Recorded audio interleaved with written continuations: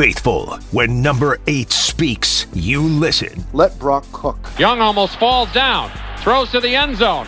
Owens! Owens! Owens! Owens! The catch number 2, I go, well, Steve, what would you like it to be called? He goes, the pass! The pass! It's time for the 3-time champion, 2-time NFL MVP, and Super Bowl 29 MVP, Hall of Famer Steve Young with Murph and Markus. Yeah, you guys are the best, and it's really are the best. And Murph, we've been together a long time, great friends, and so it's nice to connect and nice to be home. On the Sports Leader. All right, our Wednesdays with Steve Young, we love him, and on a special day, a 49er holiday auction day, 49ers KNBR holiday auction presented by Dignity Health. So a lot going on. We got the 49ers in the hunt in December. We're post-Thanksgiving, Steve. We're Christmas season, Steve. And we're holiday auction, Steve. So, Steve, good morning. Happy Christmas season, brother. Hey, what's up, Steve? Yeah, you too. It's awesome. And nice to be back with you guys. I hope you had a great holiday. Oh, fantastic. We'll have to get into Thanksgiving and the gravy later because I know we always like to start with your special guest, and we're keeping it in-house here, 49er Foundation, which is what is the beneficiary of the holiday auction. And we have the executive director, Justin Prettyman, Steve, right? We're gonna talk it up. We're going to talk flag football. We're going to talk auction. Justin, good morning. Hey, what's up, Justin? Good morning, fellas. It's great to be with you. Happy holiday sports auction and happy race to the end of the season here. Super exciting time to be on. Yeah. Now, Steve, we do have things like an autographed football and an autographed helmet from you, but I know you are fired up because the 49ers Foundation helps you do something that you love. You coach girls flag football. I loved hearing those stories the last few years, right? And so talk to us about it, Steve, and you and Justin. Yeah, we've connected. Yeah, we've definitely connected on that and trying to find ways. One of the things that you guys know we've talked about before, football, when we taught the girls, they were super excited about it, but didn't know the game. And as you taught them the game, what struck me was how much they took to the detail and the timing and the things that are at the roots of what great tactical football is in a way that boys just don't. And then it just dawned on me, man, I think football's made for girls. And so that has kind of stuck because at its root, it really does resonate with them. And so CIF started playing all over California, but a lot of high schools can't afford it. Lots and lots of high schools can't afford it. And the idea that girls are playing and loving it, you just want to have more places that the girls have a chance to play. And so teamed up with the 49ers to try to find out how to make that happen. And Justin, thank you and Jed and John and Denise and John Lynch and Kyle and everybody to jump in and try to help the girls love the game that we've loved for over 100 years. Right, Justin? Oh, it's super exciting. It's an awesome time. I think one of the biggest stats that we love to see is that football, flag football in particular, is one of the fastest growing sports in the United States. Participation in flag football year over year, just in the Bay Area, SF Gate just had this story a month or so ago, is up 80% year over year since it's officially become a sanctioned sport at the high school level. So girls can play. Obviously, Steve is coaching out there at the varsity level, and they're playing at a high level. And one of the things that we've seen is we put on flag football clinics throughout the year, and particularly really the summers where we really amp up those camps. And the numbers have shifted. Like the boys tackle is definitely, is always a constant, but we are seeing more girls coming out for camps than boys, and that's the first time in history we've seen that. So I love that the field is finally being leveled for the girls as a girl dad, and I know Steve is as well. It's great to see that they're getting the same opportunity, and like Steve said, football is truly made for girls when you see them out there on the field play. Yeah, no, I mean, it's... Murph, let me add this too. Yes, the Steve. first game that we ever played varsity 3 years ago, there's 4 elderly women sitting up in the stands. There weren't a lot of people in the stands, of course, and my wife sees them and says, "Hey, what? I wonder who they know." And she walked up to them and said, "Hey, what are you guys doing here? Do you have a grandchild here who's playing?" Like, no. All 4 of us grew up here in the Bay Area, and we all, in the 50s, wanted to play football. Huh. And, of course, girls couldn't play football. And so we heard the girls were playing football. We wanted to see it for ourselves. And so that just kind of tells you that there's there's a real desire, and I think that's what's fun about the game being for girls now. Oh, it's huge. If you follow high school sports this fall, like right now, like we are right now living in the time where it's exploding. Like you could see the coverage just all over the place. If you follow Max Preps or Mitch Stevens' columns in the Chronicle, it's awesome. The connection in the end is the 49ers Foundation. That's the connection, and that's why we're talking about it, because the holiday sports auction, the KNBR 49ers Holiday Sports Auction presented by Dignity Health, part of that money goes towards Football is Made for Girls, working with the 49ers Foundation to grow girls flag football from youth leagues all the way to high school. As if you didn't have enough reasons to bid on these awesome items like the George Kittle Top Golf or bacon cookies with the O-line or the Pebble Beach Golf and Carmel Valley. All these great items at 49ers.com/give. Know that this is one of the beneficiaries. So Justin, you guys do it great every year. I know we had a really good day yesterday selling, but Hannah and Aniela are here to make sure we do even better today. So, and they fed us bagels, so we're ready to go. Hey, we got to grease the wheel, right? We got to keep you guys pumping it. Yeah. No, we can't thank you enough. We can't thank Steve enough for. This was really his idea. This was something that Steve came up with. This Football is Made for Girls. It's all about expanding access, getting more girls participating and staying with the sport. And I will put out a challenge, and I know that Steve will join me. I challenge your listeners to go and check out next season. The girls' high school flag season is coming to an end, but next season I challenge your listeners to get out there and watch a girls' flag football game, just like those 80-year-old ladies that Steve mentioned, because you'll see it's a different game. They play at a different pace, and it's really exciting. And in addition to that challenge, I challenge your listeners to log on to 49ers.com/give.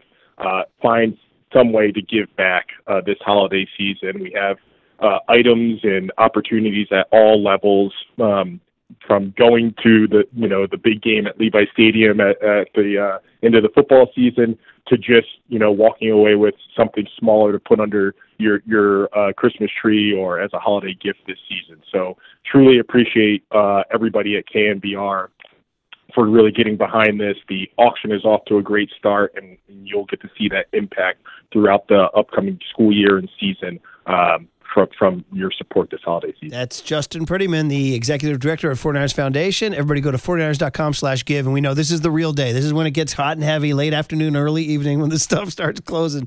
Coffee is for closers. The big guys will come out. So, Justin, we appreciate you. Thanks, and have a great holiday season, and Merry Christmas. Yeah, thanks, Justin. Thanks so much, guys. Looking forward to seeing you this afternoon. Yeah, good stuff. Justin Prettyman, executive. So and Murph, yeah. two names I didn't mention is Mara and Jenna York, Jed's sisters, who have been very passionate about this as well and very involved with the team. So we should end the thing by making sure we mention everybody that's really got the passion for it. Hey, the Yorks are doing a great job with this foundation. They started it, and it's blowing up. So good stuff. Everybody go to 49ers.com/give. Like we said, there's a million items out there, including the Christian Juszczyk puffer that my wife asked for, but I just looked at the price, Marcus, and it's a little north of your boy's budget here. Oh, come on, Murph. You're part of the 1%ers. Steve, the 49ers are in the hunt in December. What the heck? Is this getting – we're asking everybody. We had Brock. We had John Lynch. You. Is this real? Like, do they have a shot? I mean, yeah, you get in the mix. That's what Bill Walsh always said. Like, our goal is to get into the tournament, to set base camp and then to climb the mountain. And so if you can get in the tournament, then anything's possible. Of course it is. Now, we also recognize how hard it is, even when you're fully loaded, right? I mean, every game we watch Fred Warner up in the stands cheering us on, and Nick Bosa up in the stands cheering us on. You're like, but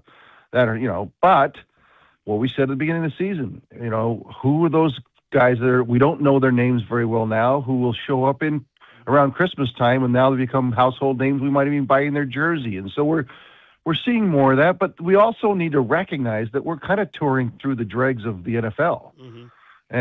And that's a fact too. That doesn't mean that wins aren't wins, that wins are big, but we're not, we haven't seen the best, or even, those above average for a little while. And so we're going to see them in the next month, and that'll help us get a better gauge. But the truth is, almost no matter what happens, we're going to be in the tournament. And once you're in, we got guys. It's not like we don't have people. And I think it'd be pretty fun. And I think we'd be a really tough out. And I think we have to tip our caps. I said this yesterday. Have to tip our caps to coaches, to organizations. That's what built. When things start to fall apart during a season, how do you hold it together? Most people end up at the bottom of the hill, but the 49ers somehow keep pushing the rock uphill even despite all the risks and rigors. And here we are. So I give everyone down there credit, the locker room, management, and then obviously coaching, because when you have a lot of replacement players having to step up, that's coaching too. Steve, you look at the box score this weekend, and it wasn't a huge day for Brock Purdy, but I thought he made some great decisions just getting rid of the ball, especially after his 3-interception performance on Monday night against the Carolina Panthers. Threw the ball away 7 times. So just your thoughts on Brock Purdy maybe making a decision to live to play another day. Look, half of the game is being smart, right? They say they want to make you shame you by calling you a manager. Like, oh, yeah, that's shameful. You're just a manager. Like, that's the job. like, don't kid yourself. Managing everything that's happening out there is the job of quarterback. And a lot of games, that's the thing that matters. And so managing that and figuring it out and doing smart things and stop the bleeding from the week before and showing the maturity, that's kind of who Brock is too. Like, he's going to respond. He's not going to make the same mistakes over and over and over again. And now we'll build from there, getting healthier, and expanding. And I think Kyle has a great way of doing that, helping quarterbacks. That's why I love Kyle with quarterbacks. So I'd love to run back and have Kyle coach me, because he's the kind of guy he's symbiotic with you. Like, he recognizes when things are a little off, tries to make sure that you're protected, and then when things are ready to go, can expand and explode. And so I look forward to that. Obviously this weekend, we have the bye week, but next week with the Titans, and just like better and better football. We're playing good enough football to win against the kind of the bottom of the league. And now we've got to go play, the top of the league. Let's go see how we can. I'm excited to go see it. It is exciting. It's December. They're in the hunt. Steve Young, our every other Wednesday in the morning. Great to have him. We talked about the KNBR 49ers holiday auction, 49ers.com/give, and part of it benefits girls flag football, close to Steve's heart. So a lot of good vibes here. Steve, so when I was covering you and I had the little notebook in the locker room, you were running away and living in fear of Reggie White and Charles Haley. And these were large, fast, strong men who were coming to hurt you. And I got flashbacks when I saw Brock Purdy trying to avoid Myles Garrett in there. Now, could you relate? And B, could you share with us out there, what's that like? You have 2.1 seconds, and here comes a guy, and his name's Myles Garrett or Charles Haley or Reggie White. And how do you think Brock handled all that? Well, there are certain players, like most of the time in the NFL, they're all the elite athletes in the world. They're like, oh, this is the super elite athlete. Oh, really? Everybody's amazing. But there are guys that are way better than everybody else. And Myles is that way. And Myles reminds me of Reggie. Now, Reggie was bigger and Charles was smaller. So it's like you can do it in different ways. But because Reggie was so much bigger, it was more ominous. And Reggie was a screamer. Like Reggie, when he played, you'd hike the ball, and then it was like, ah, you'd hear him. Like he'd start screaming. Like that's how he did it. And you could hear his voice coming closer and closer. Ah, like, oh, here we go. And you couldn't block him. My best friend Harris Barton will tell you, like Harris was all American Hall of Famer blocking Reggie White, because it was impossible. He was a force of nature that was the biggest, strongest, fastest guy in the world. He probably could have played quarterback if he wanted to. And I think Myles Garrett's kind of the same way, and Charles was that way. So you run into those guys, and you just don't, like, how do I get away from you? Like, how do I avoid you? How do I stay clear? And the whole team's about it too, because they know that they're game wreckers. But the problem is the effect that they have. The effect they have on the offense and how they focus the offense to try to get to one guy. Well, then if you have other players who the Browns have, then it's like, you open the door for other people. And that was always what's hard about playing the Packers with Reggie, or playing the Cowboys with Charles. And now the Browns, unfortunately, have one of the worst offenses in the league, so you can survive it.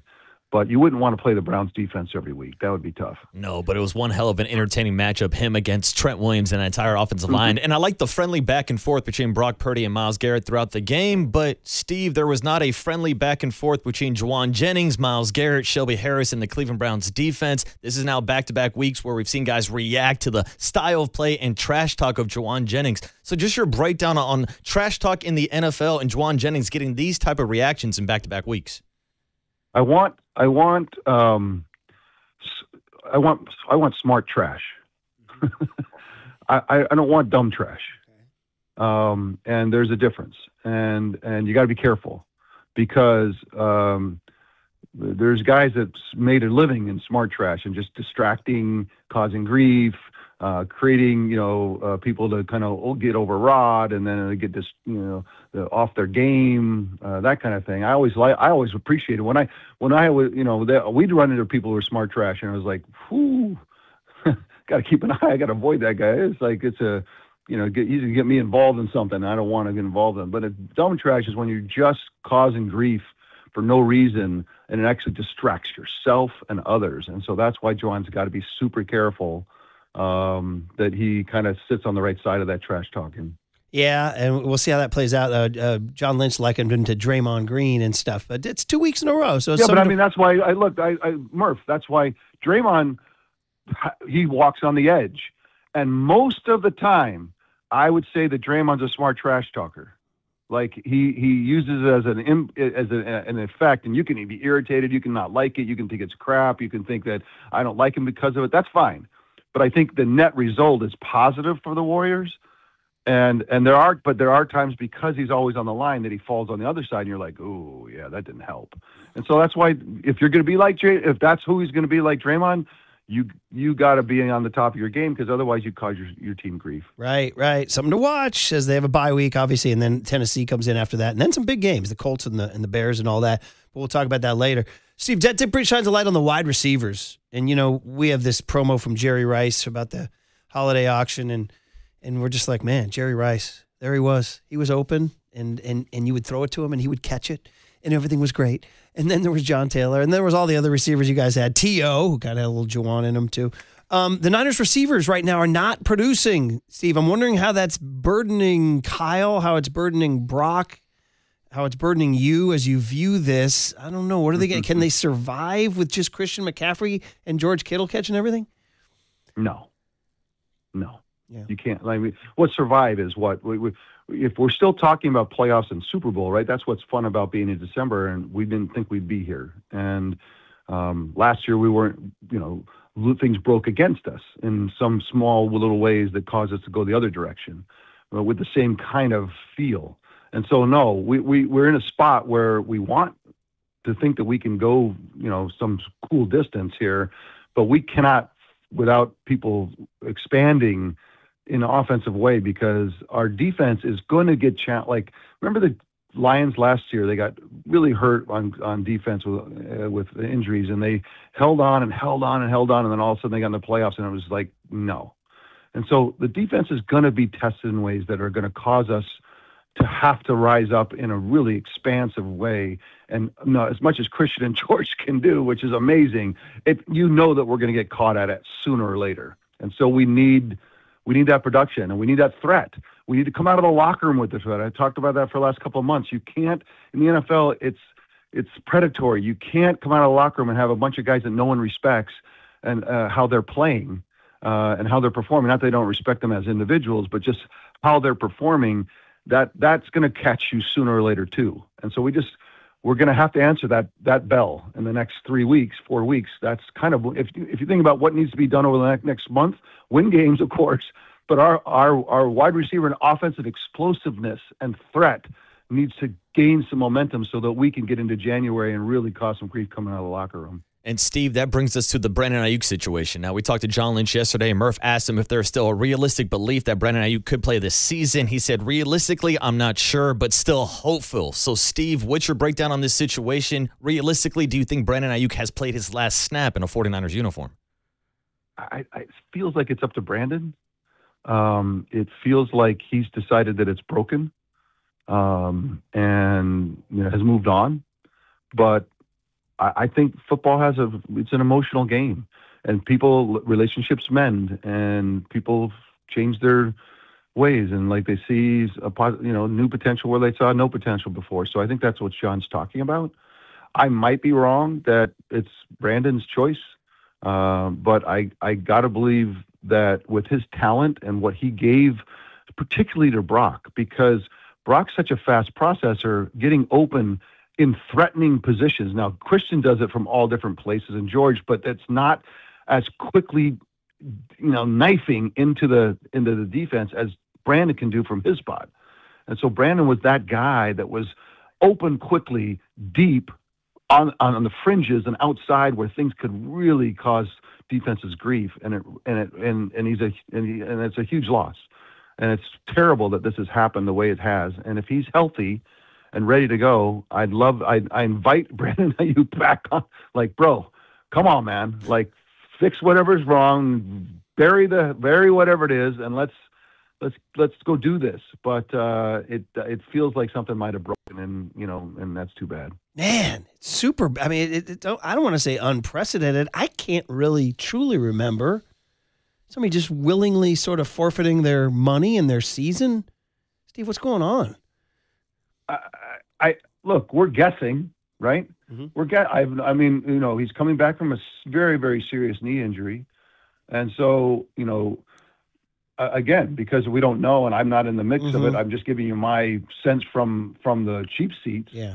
But, and it could be that he's just not healthy enough to come back. And we'll have to leave that as a potential as well. But things feel funny. And look, the fact that the 49ers took his money away because he didn't follow the rules, that's a sign as well, right? I mean, that's just something that was kind of a little bit unprecedented. So it's away from the injury. It's really about the relationship. And in the end, relationships matter. And, this one, I don't know. Brandon, whatever it is, bro, let's go. We need you open. We need you open outside the numbers next month. I know. And we'll have to talk about that in a couple weeks, see how the receivers play against Tennessee with the bye week and all that. But anyway, it's time. That's it. We'll end it on this, though. We opened the season with you talking about being an empty nester. You and Barb just kind of looking at each other like, what do we do now? But that means you get the joy of Thanksgiving. It was like the Folgers commercial, right? No, hold on, Murph. No, Lila's still home. She's a junior. You had one left. I'm We're sorry. Still rolling. Okay, one left. I'm sorry. No, it's all right. It's all right. No, you know what it was, Steve? The fact that she drives. You said you felt like an empty nester. That was brutal. That was exactly. Good call, Murph. Good detail. You're always known for the detail. Well, except for. But give Lila's the credit, the junior, man. She's still dominating. Yes. But it is like she's driving now, so it's like the carpool's dead. But Thanksgiving was with the fam, my brothers. To 2 doctors down in Phoenix, and my parent. We had it everything, and it was all of it. It was the classic, perfect. I didn't touch the turkey because I screw it up. Everyone else took care of it. It was awesome. It was the best. You guys crushed it. Just feast, family, the best. Did you toss a football at any point during the day? Nothing. No, nothing. Well, all the young boys played, into college, and maybe we're too cool for it. I don't know. I'm not really sure. Maybe it's too obvious. Too old for it. It's too obvious. Right? It's too cliche. It's too cliche, right? You guys want to do something a little different. Let's put on the jersey and remember the old days. But did it devolve into like a board game at night, a little competitive board game, perhaps? Yeah, we were just watching the football game, and everyone just kibitzing, man. It's like we're just hang on, we're roaming the street. I guess the e-bike. All the kids had the e-bikes, and that was the thing. It was very dangerous. We got to regulate. That's a topic for another day. So it was gravy. That's a topic for another day. It was gravy, kibitzing, and good vibes. Then, so it was all home run. It was. It really was. And now Hey, the house has transitioned, bro. It has exploded. The North Pole has exploded in the house. So. Just everywhere you look, you got some sort of decoration everywhere. Yeah. In the honor of the great Tom Tolbert, we've transitioned from Halloween. Do you? And to ask I'm almost like crossing the line here, but do you hire a guy to do the lights, or are you on the ladder doing it? Bro, come on. Of course, I hire somebody. I used to do it all. I used to go up to the hills up Page Mill and at the foothill up there. Skyline and go to the little tree farm, and we used to rent a truck and cut it down. And I remember some of the times I almost died trying to pull a tree out of the hills up there. And then I'd roll down. I remember we had one was at we had the old Toyota truck, and the tree was so big that it was covering the front of the windshield. So I drove all the way back down with my head out the side, and all of a sudden I get pulled over. And they're like, and the cop was like, what are you doing, man? Like, what are you, like, this is insane. I'm like, bro, I'm trying to end the day with my family with a tree, and, I'm trying to, and he, I don't know, maybe it's the 49er thing, I don't know, but then he escorted me home. Yeah, maybe it was the 49er thing. Yeah, there it is. Now, Steve, tell me you're at least putting the star on top of the tree. Oh, yeah, no, we full decorate inside. I'm talking about I have a big palm tree that goes up 60 feet. You gotta go. I always tell people I climb up there with my bare feet, but no, it's not happening. Listen, I guess stuff, I do most of it. Cooler heads prevailed when it came to the 60-foot palm tree. Yeah, we gotta what? Yeah, right. I'm not Marcus, you think I'm like wrapping the tree and so I have some guy show up to try to take care of the Christmas tree inside and put up? No, come on, man. We're still hanging them. Well, you never know. Murph was giving me advice for putting Sprite into his Christmas tree earlier to make it last longer. Sprite Steve. in the base to keep it fresh. Is that true? Yeah, the sugar somehow, some way keeps the tree alive longer. All right. I'm going to do it right now. Go get gives you something to do on your empty nest days. Go get some Sprite. Go get some Sprite. Barb, I'm going to the store. I'm going to get some Sprite. It's happening. By the way, Sprite, you're welcome for the free ad too. Yeah. All right. Well, we didn't even get eye on endorsements. We didn't even get into Lane Kiffin and all that stuff. We didn't even get into that. So we'll have to. You know what? We have to say 20 seconds of that. College football, it's such a mess. So ridiculous. I mean, I can't tell you the stories of fights in the locker room for 18-year-olds fighting over $1 million and who gets more and who gets. It's a mess. And now we have coaches who have to decide whether they're going to coach in the playoffs or take a new job that they really want, which they have the right to do. But time it up, man. Yeah. This is just stupid. It's just dumb. We just got finished with the Kalani Sitake drama. Here's a guy ready to go. BYU hasn't gotten into this kind of Big 12 championship space, and all of a sudden he's got to decide whether he goes to Penn State with this huge. It's just terrible. Let it. You can do it, but not. The timing's just stupid, ridiculous. Stop. You want to talk about Marcus? Fix it. Well, that's what Ron Rivera preceded you on the airwaves and was spitting fire. He's as mad as he's an angry guy. And Ron's great. He's got a lot of personality, a lot of charisma, a lot of fire. So he was like you even more. Well, we love football. Yeah. Don't screw it up. Right. Don't stop. I agree. And yet it remains as popular as ever. We're all going to tune in this weekend. And you guys have it's impossible to screw it up. It's the most inelastic business in America, right? So it doesn't matter what happens, people are watching. It's incredible. And you guys got a second life. And I hate these conference championships, by the way. I hate them. I know. It's we played the season, right? We played the season. Well, BYU's out unless they win. They got to beat Texas Tech and Dallas. So I have to say, look, it's that part is football. You got to go win. I love that. It's fine. I don't care. Make out all, but you don't screw it up by having coaches taking jobs in the middle of the season and leaving the town. It's just stupid. Yeah, it is stupid. It's broken. The only thing that makes sense is Sprite at the bottom of your tree. So there you go. Sprite. Let's go, bro. All right. I'm trusting my wife on that. If it doesn't work, you can blame Candace. Oh, you can call back in 2 weeks and say your tree's dead, Steve. No, it does work. I think I've heard that. It does. It does work. We did it last year. You're the best. Marcus, I don't know about you. I trust Murph. I generally trust Murph. So if Murph says it, I feel like I'm going to give it a shot. We're going to cut that and keep that in the archives. Steve, off you go. Have a great Christmas season, buddy. We'll talk to you in 2 weeks. Thanks, Steve. Take care. Steve Young on the Sports Leader.